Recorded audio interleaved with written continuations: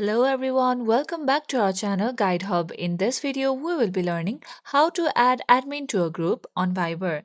To add admin to a group on Fiverr, first tap Open Application or visit the official website, that is fiverr.com. Either way, make sure that you are logged in. Once you are logged in, tap on your group chat.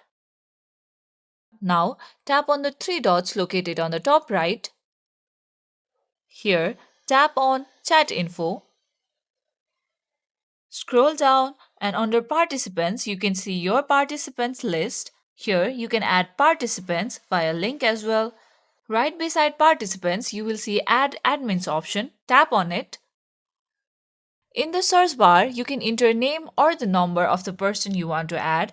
Then tap on the name to select the person.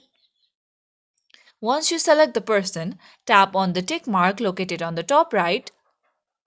And here you go, you have successfully added admin to a group on Fiverr. Now, the admin will have the ability to manage permission, determining who can send messages or make changes to group info. That's it for today's video. Hope you guys find this tutorial helpful. If yes, don't forget to like and subscribe to the channel.